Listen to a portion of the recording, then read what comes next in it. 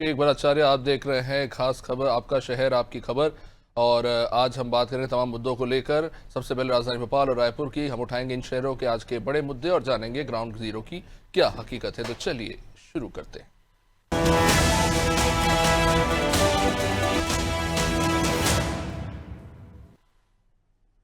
तो सबसे पहले आज हम बात करेंगे भोपाल की, जहां बस हादसे के बाद वाहनों की फिटनेस की जांच के लिए अभियान चलाया जा रहा है।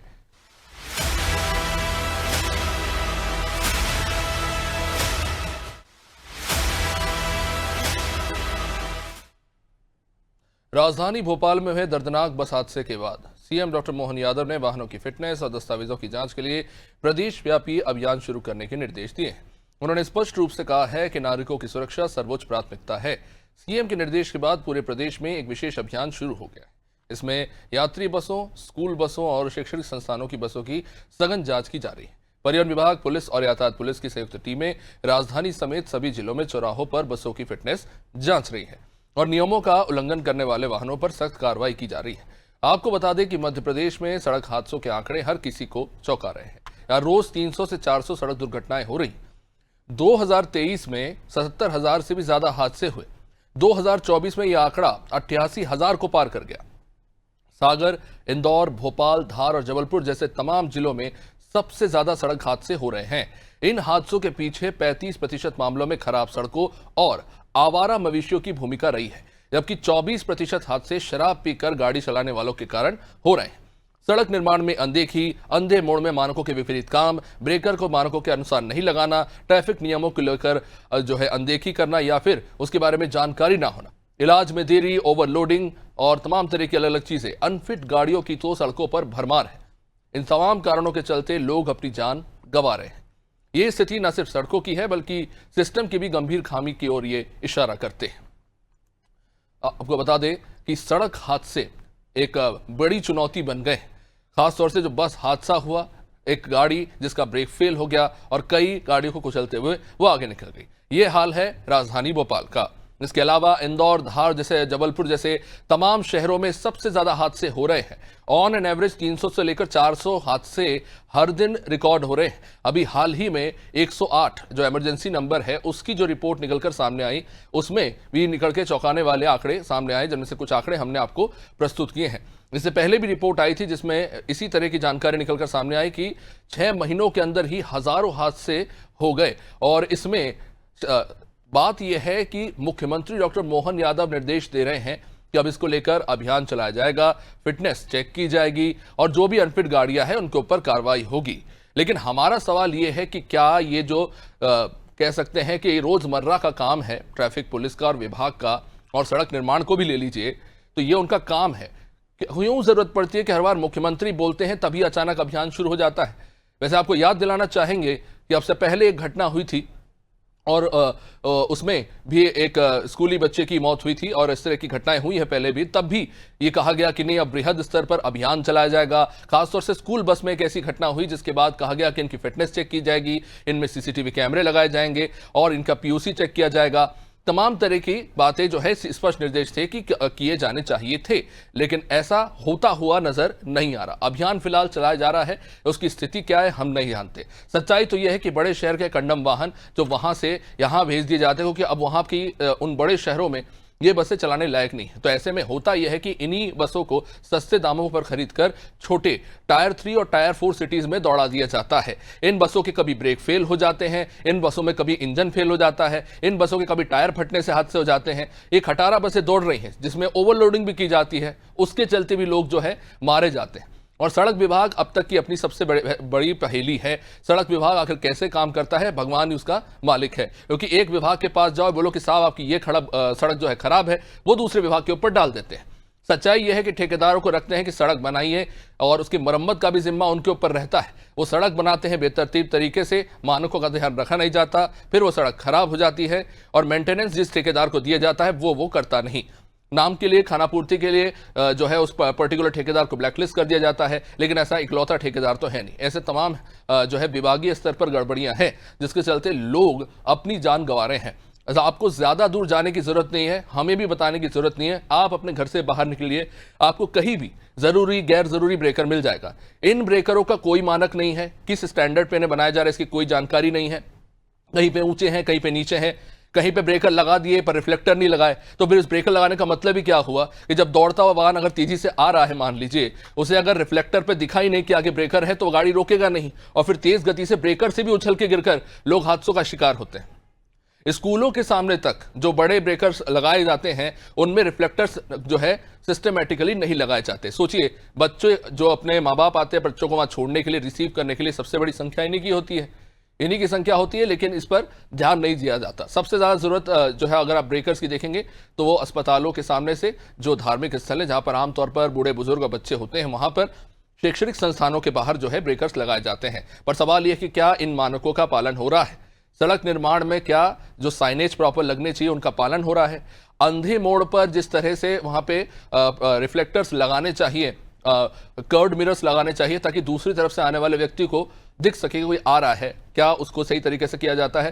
कोई सुव्यवस्था नहीं है, जिसके चलते हर रोज लोग हादसे का शिकार होते हैं। और आजकल सबसे बड़ी समस्या यह भी है कि लोग शराब पीकर वाहन चलाते हैं। और सच्चाई यह है कि ब्रेथलाइजर्स हैं, लेकिन सवाल यह है कि क्या इतनी बड़ी संख्या में ब्रेथलाइजर्स हैं और इतने बड़े स्तर पर क्या इन पर कार्रवाई होती है जो शराब पीकर वाहन चलाते हैं?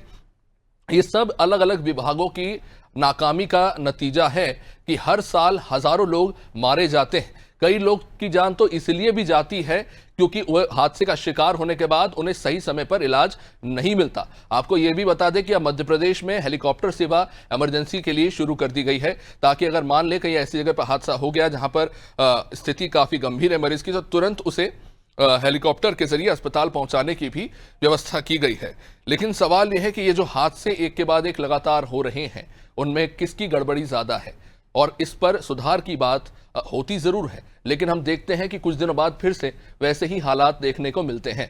बेतरतीब तरीके से लोग गाड़ी चलाते हैं और अलग अलग स्तर पर ट्रैफिक में अगर आप देखना चाहें तो अपने घर के आसपास के ट्रैफिक सिग्नल्स को ही देख लीजिए। सिग्नल्स कुछ चलते हैं, कुछ चलते नहीं, और लोग हादसों का शिकार होते हैं। खैर, राजधानी भोपाल से हमारे संवाददाता रिजवान हमारे साथ जुड़ रहे हैं इस वक्त। रिजवान, बात हो रही है सड़क हादसों को लेकर, हादसों के कारणों को लेकर। अभी हाल ही में हमने एक बस हादसा देखा कि बस के ब्रेक फेल हो गए, बस जो है कई लोगों को कुचलते हुए गुजर गई। हर साल हम आंकड़े देखते हैं और अब तो नियम कड़े कर दिए गए। केंद्र सरकार ने तो पेनल्टी को बढ़ा दिया है कि अगर आप लाइसेंस को लेकर या हेलमेट को लेकर इनके जो है चालान की कीमतें बढ़ा दी गई हैं। ऑनलाइन चालान का सिस्टम शुरू कर दिया गया है। पुलिस भी आजकल फील्ड पर एक्टिव ट्रैफिक पुलिस रहती है। तो उसके बावजूद भी इस तरह के हालात क्यों बनते हैं? ये कोई नई बात तो नहीं है जो आज हो रही है कि बस की फिटनेस चेक हो रही है, तो रूटीन स्तर पर होनी चाहिए थी, ऐसा क्यों नहीं हो रहा है? एक बड़ा हादसा बाणगंगा चौराहे पर हुआ और बड़ा दर्दनाक हादसा है, और ऐसे में पुलिस को इस हादसे से पहले ही जो है इस तरह का विशेष ट्रैफिक चेकिंग अभियान जो है चलाना चाहिए था, ताकि इस तरह की जो बसें फर्जीवाड़ी तरीके से जो भोपाल की सड़कों पर दौड़ रही हैं वो कहीं ना कहीं अब उनके पहिए थमते हुए दिखाई देते हैं। लेकिन साफ तौर से किस तरीके से बस का जो है फिटनेस नहीं था, और फर्जीवाड़े तरीके से जो स्कूल बस थी उसने जो है बैक डेट में जो है लेटर तैयार करवाया और जो डॉक्यूमेंट तैयार करवाया। हालांकि पुलिस ने इस बात को पकड़ा और उसके ऊपर एफआईआर दर्ज करी और एक आदमी को जो है इस मामले में गिरफ्तार भी कर लिया है। इतना दर्दनाक हादसा था, करीब 10 से 12 लोगों को जो है बस रोंदती हुई लेकर गई, और सीसीटीवी फुटेज में साफ तौर से दिखाई दे रहा है किस तरीके से बस चालक जो है वो बेतरतीब तरीके से जो बस चला रहा है। हालांकि इस बात को लेकर स्पष्ट अभी नहीं हो पाया है क्या वो बस जो है किस शराब के नशे में था या और ब्रेक फेल थे या और कोई कारण था जिस वजह से एक्सीडेंट हुआ। हालांकि बात ये सामने आई है अभी जो ड्राइवर था, आरोपी जिसने एक्सीडेंट इतना दर्दनाक किया है, वो जो है नींद की जो है उसकी झपकी लग गई थी, जिसके कारण ये जो है हादसा इतना बड़ा जो है हादसा हुआ है। फिलहाल पुलिस इस मामले में हर एंगल से जांच रही है, और पुलिस का कहना है रोशनपुरा चौराहे पर जो कैमरे लगे हुए हैं उनको भी खंगाला जा रहा है कि ये पूरा घटनाक्रम शुरू कहां से हुआ, और बाणगंगा चौराहे पर जो है ये बस आकर टकराई तो कितने लोग अभी तक इसमें जो है घायल हुए हैं। हर एंगल से पुलिस मामले जांच कर रही है, और 12 लोग इस मामले में अभी तक घायल होने की सूचना पुलिस के पास है, जिसमें एक लेडी की जो है मौत हो चुकी है, जिसकी 14 जून को जो शादी थी उसी शादी का सामान लेने वो न्यू मार्केट के बाजार गई थी, और फिलहाल जो लेडी है उसकी मौत हो चुकी है। अब इस एक्सीडेंट के बाद प्रशासन जो है, जिला प्रशासन जो है जागा है, और मुख्यमंत्री डॉक्टर मोहन यादव के निर्देश के बाद डीजीपी कैलाश मकवाना से जो है उन्होंने बात की और विशेष चेकिंग अभियान चलाने को कहा, और जितने ट्रैफिक पुलिस हो या जिला पुलिस हो या आरटीओ के जवान हो, सभी को सड़कों पर मुस्तैद रहने के लिए कहा गया था। आपको बता दें, कल विशेष चेकिंग अभियान चलाया गया जिसमें 400 बस जो है चेक की गई। सिर्फ ये ट्रैफिक पुलिस का आंकड़ा है अभिषेक, जिसमें 126 जगहों पर जो है कार्रवाई की गई है और 126 व्हीकल एक्ट की तरफ से जो है कार्रवाई की गई है। दूसरी तरफ आरटीओ की पुलिस ने जो है राजस्थान रोड और जितने नाके जो शहर से लगे हुए भोपाल से, वहां पर चेकिंग की, उनके ऊपर भी दंडात्मक कार्रवाई की गई। जो व्हीकल एक्ट के साथ कार्रवाई होती है, या जो लोग शराब के नशे में मिले, या जो स्कूल वैन में जो बच्चों को ले जा रहा है, जो बेलापरवाही से बच्चों को ले जा रहा है, या सिटिंग अरेंजमेंट सही नहीं है, या उनके फिटनेस सही नहीं है, उन सभी लोगों पर जो है कार्रवाई की गई। अगर ये कार्रवाई पहले की जाती, लोगों के बीच जो ड्राइवर है, जो सवारी संचालक है, जो सवारी लेकर इधर से उधर जो ट्रांसपोर्ट करते हैं, उनके दिलों में जो है खौफ होता, वो इस तरह की जो है अनफिट बसें जो है नहीं चलाते और इतना बड़ा दर्दनाक हादसा नहीं होता। साफ तौर से ट्रैफिक पुलिस ने 19 पॉइंट अब जो है शहर में मुख्यमंत्री के निर्देश के बाद और डीजीपी कैलाश मकवाना के निर्देश के बाद जो है लगाए हैं, और तमाम जगहों पर जो है चेकिंग चल रही है। लेकिन अब इस चेकिंग का कोई फायदा नहीं है, सिर्फ कार्रवाई जो है पुलिस दिखावे को कर रही है। जो हादसा था वो तो हो चुका है, फिलहाल आगे ऐसे हादसे ना हो उसको लेकर पुलिस अब तैयार है, और ये इस तरह के चेकिंग अभियान लगातार अगर चलते रहे तो इस तरह के हादसे नहीं होंगे। क्योंकि जिस तरीके से राजधानी भोपाल की सिर्फ अगर हम बात करें तो सिर्फ राजधानी है, आसपास के जिलों में क्या हाल होगा जब इस तरीके के वाहन जो है राजधानी में चल रहा है, जिनके जो है रिजवान आपको याद होगा, ये अब से कुछ समय पहले भोपाल के ये बिलेबोंग स्कूल में एक बच्चे के साथ अप्राकृतिक कृत्य किया गया, दुराचार किया गया था। तब भी एक स्टैंडर्ड प्रोटोकॉल जारी हुआ स्कूल के लिए और सभी ऐसे कमर्शियल वाहनों के लिए कि जो ड्राइवर्स थे वो क्वालिफाइड होने चाहिए, वेरीफाइड होने चाहिए कि वो वाहन चलाने लायक है भी नहीं, और रहते कहाँ हैं और वो करते क्या है। तमाम जानकारियां डिटेल्स में मांगी थी। इससे पहले भी एक घटना हुई, उसके बाद जो है ये निर्देश जारी किए गए थे कि बसों की फिटनेस प्रॉपर होनी चाहिए, जितने भी कमर्शियल व्हीकल्स हैं उनकी फिटनेस की जांच रेगुलर होनी चाहिए। सवाल है कि तब भी अभियान चला था, अभी भी अभियान चलाने की बात हो रही है। तो इस अभियान शब्द से अब चिड़ सी होने लगी है कि ये तो रूटीन वर्क है ना साहब आपका, चाहे वो सड़क विभाग का हो या फिर ट्रैफिक विभाग का हो, ये काम तो आपको रूटीन में करना चाहिए। जब आप कोई हादसा हो जाता है उसके बाद कोई मंत्री या मुख्यमंत्री जब निर्देश देते हैं तब इनकी नींद खुलती है।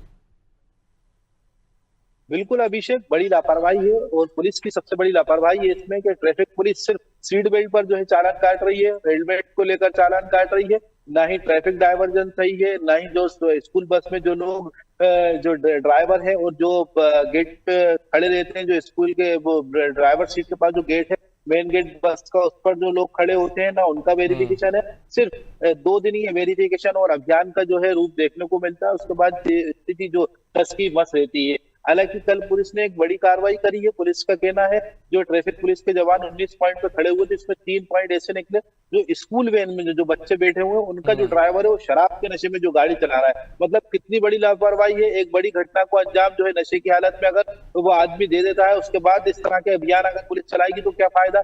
या इस तरीके के लोगों को रोकना चाहिए, स्कूल के बाहर इस तरीके के लोगों का चेकअप करना चाहिए।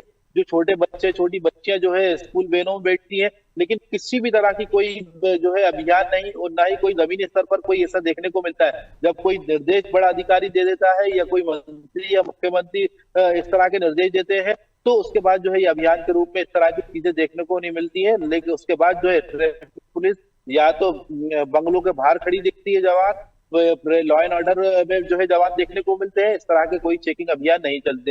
जो 2-4 जवान जो बचते हैं उनको 2-4 पॉइंटों पे खड़ा कर दिया जाता है, या तो वो हेलमेट की रसीद काटते हैं या सीट बेल्ट की रसीद काटते हैं। उनको नहीं मतलब फिटनेस क्या है गाड़ी का, गाड़ी में कागज गाड़ी के पूरे कंप्लीट है या नहीं है, नंबर प्लेट सही लगी है या नहीं लगी है, ड्राइवर जो है शराब के नशे में है या नहीं है, चीजों से कोई भी मतलब अधिकारियों को नहीं। जी रिजवान, बड़े सवाल ये भी निकलकर सामने आ रहा है कि हम अगर गलती करें, हम अगर हेलमेट पहनना भूल जाए या फिर हम कार की सीट बेल्ट ना लगाए, कुछ भी हो आपका, चाहे पीओसी सर्टिफिकेट हो चाहे आरसी हो, पुलिस वाले पकड़ते हैं, तुरंत चालान काट देते हैं हमारा। आजकल तो इतने मोटे चालान करते हैं कि उसको भरने में आम आदमी के पसीने छूट जाए। चलिए ठीक है, हमारी गलती, हमारा चालान कटा। लेकिन ये जो ट्रैफिक कर्मी है और ये जो इनका विभाग है, जब ये काम नहीं करता, इनका चालान कौन काटेगा? इसकी रिपोर्टिंग क्यों नहीं होती, इस बात की क्यों नहीं जांच होती कि जिस एरिया में आपकी रिपोर्टेशन है वहां पर आपने क्या काम किया। दूसरा, ये आवारा मवेशी सबसे बड़ी समस्या है, बीच सड़क पर वो घूमते रहते हैं। अभी पहले कहा गया कि नहीं, अब इन मवेशियों की टैगिंग की जा रही है, कोड दिया जा रहा है ताकि पहचान हो सके किस पशुपालक का ये मवेशी है। अब अभी हमने हाल ही में पढ़ा कि एक बच्चा नौजवान जो है बाइक से जा रहा था, वो गाय की सींग उसकी सीधे पेट में घुस गई, उसकी ऑन द स्पॉट डेथ हो गई। अब सवाल यह है कि वो मवेशी किसका था, क्या उस पशुपालक पर केस हुआ? कोई कार्रवाई नहीं होती। क्या नंबर है हमारे पास कि कितने पशुपालकों पर केस हुआ जिनके आवारा मवेशी घूम रहे थे और जिसके चलते लोग हादसों का शिकार हुए? हर दूसरे दिन हम सुनते कोई बस वाला मवेशी को बचाने के चक्कर में गाड़ी पलट गई, कोई बाइक पलट गई, कोई कार जो है वो जाके खाई में गिर गई। आवारा मवेशी सबसे बड़ी चुनौती है, इसका अभी तक कोई सॉल्यूशन निकला नहीं है। गौशाला बनाने की बात की जा रही है, लेकिन सवाल यह है कि गौशाला तो जितनी है उससे कई ज्यादा संख्या में तो आवारा मवेशी है और ये पशुपालक खुला छोड़ देते हैं चरने के लिए। बिल्कुल साफ तौर से सबसे बड़ी समस्या ये भी है अभिषेक, क्या जो जानवर जो है, या चाहे वो गाय हो या और भी जो अलग अलग तरह के जानवर, वो सड़कों पर जो रहते हैं। और सबसे बड़ी समस्या जो स्ट्रीट लाइट है, वो रात में जो है कई स्ट्रीट, जैसे कोलार रोड की अगर हम बात करें तो कई बार जो है स्ट्रीट लाइट वहां की बंद हुई और कई बड़े हादसे भी वहां पर हुए। साफ तौर से इसको लेकर ट्रैफिक पुलिस के जो अधिकारी है उनका ये कहना है, हमने इसको लेकर लेटर भी लिखा, कई बार अधिकारियों से चर्चा भी हुई, लेकिन सुनने को कोई तैयार नहीं है, जिसकी वजह से इस तरह के हादसे लगातार राजधानी भोपाल और अलग अलग इलाकों में होते हैं। कोलार रोड हुआ, रातीबड़ हुआ और मित्रोद जो शंगाबाद रोड है वो हुआ, और इस तरह के जो हाईवे है वहां पर इस तरह के हादसे सबसे ज्यादा होते हैं, क्योंकि मवेशी सबसे ज्यादा यहाँ पर बैठते हैं, लेकिन उनकी देख रेख के लिए कोई भी इंतजाम नहीं है, कोई भी उनके किसी भी तरह की उनके लिए व्यवस्था नहीं है, जिसकी सबसे बड़ी वजह है वो सड़कों पर आते हैं और एक बड़े हादसे देखने को मिलते हैं। कई बार इस तरह का होशंगाबाद रोड की अगर आप बात करें, कई बड़े एक हादसे हुए, लोगों ने मवेशियों को बचाने के चक्कर में जो है या तो उनकी बस पलटी है या कार पलटी है या बाइक के एक्सीडेंट में लोग मारे गए हैं।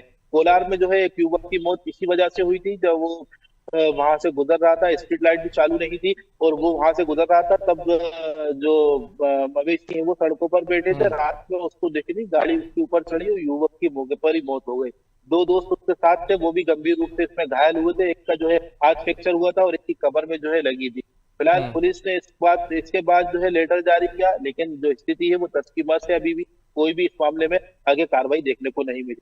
दूसरी तरफ अगर गाड़ियों की जो सड़कों पर दौड़ रही है उन गाड़ियों की बात करें अभिषेक, तो सबसे ज्यादा जैसे कोई जो अनफिट चीजें हैं उन पे कोई भी ध्यान नहीं देता है, और जो कार्रवाई है रिजवान, ये एक इंपॉर्टेंट चीज है, इस पर जल्दी से जवाब चाहूंगा। अभी पीडब्ल्यूडी मंत्री राकेश सिंह जी ने कहा था कि 6 महीने में जो है हम तेलंगाना मॉडल पे काम करेंगे और पूरा जो रोड का डेवलपमेंट है उसे बदल के बहुत बेहतर बना देंगे। उन्होंने कहा, चलिए देखते हैं 6 महीने बाद क्या होता है। लेकिन सवाल यह है कि विभाग एक दूसरे के साथ कैच एंड कैच खेलते हैं। आप ही ने कवरेज की थी इससे पहले भी कि सड़क मरम्मत को लेकर एक विभाग दूसरे पे डाल देता है, वो लोग काम बेतरतीब तरीके से करते हैं। अभी पास ही में केंद्रीय विद्यालय है, वहां पे बच्चे हैं, वहां पे ब्रेकर बना दिया गया है क्योंकि स्कूल है, लेकिन रिफ्लेक्टर नहीं है, लोगों को दिखता नहीं। मैंने अपनी आंखों के सामने बाइकर्स को गिरते हुए देखा, इतना ऊंचा ब्रेकर दूर से दिखाई देता नहीं, लोग आते हैं और स्पीड पे बुरी तरह से गिरते हैं। ये तो हाल है इनके कंस्ट्रक्शन का। बिल्कुल साफ तौर से कभी जो पीडब्ल्यूडी की जो अगर वो सड़कें हैं वो तो या तो वो नगर निगम के ऊपर सौंपते हैं, या नगर निगम की जो सड़कें हैं वो पीडब्ल्यूडी की तरफ होते हैं, और जो जिम्मेदार अधिकारी हैं उनके काज में जू नहीं दिखती, जिसकी वजह से ये सबसे बड़े हादसे होते हैं। बेतरतीब तरीके से कहीं ब्रेकर बना देना, कहीं सड़क जो है बेतरतीब तरीके से बना देना, घटिया मटेरियल उसमें इस्तेमाल करना, ये सब वजह सबसे ज्यादा हादसों की जो है दावत देती है, और ऐसे में कई बड़े हादसे राजधानी भोपाल और आसपास के इलाकों में देखने को मिलते हैं अभी। जी बहुत बहुत शुक्रिया रिजवान। तो जैसा कि हमारे सहयोगी ने बताया और हम खुद भी अपनी आंखों से हर दिन देखते हैं किस तरह का घटिया स्तर का निर्माण कार्य चल रहा है, विभाग की लापरवाही या कह लीजिए आलस या फिर भ्रष्टाचार, इन सब का एक बढ़िया समन्वय है, लेकिन विभागों का आपस में कोई समन्वय बन नहीं पाता और इसका खामियाजा जनता भुगत रही है। आप गलती करें, आपके ऊपर मोटा जुर्माना लगा दिया जाएगा। जब आपके बच्चे सड़क में हादसे में मरते हैं तो तब कोई सवाल नहीं पूछता कि अच्छा मवेशी से टकरा के हादसा हुआ तो मवेशी किसका था। अगर यहाँ पर स्ट्रीट लाइट सही प्रॉपर नहीं है तो वो जिम्मेदारी किसकी है? स्ट्रीट लाइट भी अगर नहीं जल रही है उसके चलते भी हादसे होते हैं, क्या उसके लिए जवाबदेही तय नहीं होनी चाहिए? चलो आगे बढ़ते बात करेंगे रायपुर की, जहां पर खुला कचरा अब लोगों के लिए परेशानी का सबब बनते जा रहा है।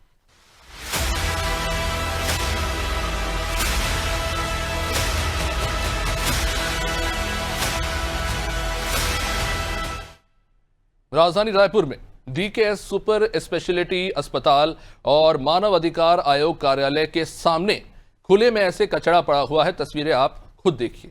मेडिकल वेस्ट शहर के लोगों की सेहत के लिए गंभीर खतरा है, जानवरों के लिए भी गंभीर खतरा है। इस्तेमाल की गई संक्रमित सुइयां, दवाओं के अवशेष और खून से सने जैविक कचरा बिना किसी सुरक्षा के यूं ही सड़क पर खुले में पटक दिया गया है। ना कोई निगरानी है, ना इसका क्या करना है उसकी कोई व्यवस्था। इस लापरवाही से न सिर्फ पर्यावरण को, आम लोगों को, जानवरों को, सभी की सेहत को सीधा सीधा खतरा है। मरीज, राहगीर, स्थानीय लोग हर रोज यहां से गुजरते हैं, जानलेवा लापरवाही का सामना वो कर रहे हैं और प्रशासन अब तक चुप्पी साधे बैठा है। सवाल यह है, हम मौजूद है राजधानी रायपुर के छत्तीसगढ़ राज्य मानव अधिकार आयोग के सामने, जहां उसके सामने आप देख सकते हैं कि किस प्रकार से जो है रायपुर राजधानी के सबसे बड़े जो है डीकेएस अस्पताल, उसकी जो वेस्ट मटेरियल है यहाँ फेंक दी जा रही है। यहाँ कोई भी किसी भी प्रकार की डंप करने की कोई भी व्यवस्था नहीं की गई है। जो खुलेआम वेस्ट मटेरियल्स को खुले में फेंका जा रहा है। आप देख सकते हैं कि किस प्रकार से जो हॉस्पिटल के वेस्ट मटेरियल्स है यहाँ आयोग के सामने फेंक दी गई है। और अब इससे बहुत से जो मानव बीमारियां हैं वो बहुत ही हानिकारक होते हैं। लोगों को जो है खतरनाक बीमारी का सामना करना पड़ता है इससे, और बहुत ही खतरा हो गया है आम जीवन के लिए। अब देखने वाली बात होगी कि शासन प्रशासन इस पर क्या कदम उठाती है। कैमरा पर्सन हृदय साहू के साथ मैं रिया साहू, अनादि टीवी, रायपुर। तो आप सुन रहे थे हमारे सहयोगी को, जिन्होंने ये कवरेज की है। तस्वीरें आप देख रहे हैं। कूड़े के डब्बे, एक तो साधारण कचरा ही इनसे संभल नहीं रहा है और फिर इन्हें स्वच्छ भारत में नंबर 1 भी बनना है। काम इस तरह का है, आप देख लीजिए, पन्नियां खुले में पड़ी हुई है, जानवर उन कचरे में मुंह डाल रहे हैं और सबसे खतरनाक जैविक कचरा, उसका भी निष्पादन करने की बजाय उसे खुले में फेंक दिया गया है। यहाँ तो एक अभियान चल रहा है स्वच्छता का, जिसमें गीला और सूखा कचरा करने के लिए अब जनता को कह दिया गया है, चलिए ठीक है, अच्छी बात है, आप एक स्वच्छता के लिए कदम बढ़ा रहे हैं, लेकिन इस तरह के अस्पतालों का क्या, इस तरह की व्यवस्था का क्या इनकी जवाबदेही तय नहीं होनी चाहिए? कचरा निष्पादन जो मेडिकल वेस्ट होता है, आपको आम जानकारी के लिए बता दूं, ये भी, इस पे भी अच्छा खासा खर्चा होता है। चीज़ों को स्टेरलाइज करने के बाद इन्हें जलाया जाता है ताकि इससे कोई बीमारी ना फैले। लेकिन बड़े अस्पतालों में तो क्योंकि मानक तय है, उन्हें बनाना ही पड़ेगा, तो बने रहते हैं। छोटे मजले अस्पताल क्या इन मानकों का पालन कर रहे हैं या फिर अपने पैसे बचाने के लिए इधर उधर कचरा फेंकवा देते हैं? अब सवाल यही है कि ये कचरा जो यहाँ पड़ा हुआ है, ये इस पर कोई कार्रवाई अभी तक क्यों नहीं हुई? क्या इंतजार हो रहा है? क्योंकि इनमें कई तरह के मेडिकल वेस्ट होते हैं, फिजिकल पार्ट्स के जो है सब्सटेंसेस होते हैं, ब्लड्स होते हैं, संक्रमित ब्लड भी होता है। कोई मवेशी जो साधारणतः आपके आसपास घूम रहा होता है, वो इन खाने की तलाश में इसमें मुंह डालते हैं और फिर वो इधर उधर घूमते हैं, आपके घरों तक भी आते हैं और ऐसे में बीमारी फैलने का खतरा बढ़ जाता है। तो आपका शेयर आपकी खबर में इतना ही। वैसे एक चीज़ और इम्पोर्टेंट आपको जरूर बताना चाहेंगे कि मध्य प्रदेश में ऑनलाइन एप्लीकेशन, फोटो खींचिए, डालिए और बताइए क्या कहीं खराब सड़क है या कुछ टूटा फूटा है या फिर गलत मानक है, सीधे कार्रवाई होती है। इस्तेमाल कीजिए और जनता की आवाज़ सरकार तक पहुंचाइए। देखते रहिए अनादि टीवी। नमस्कार।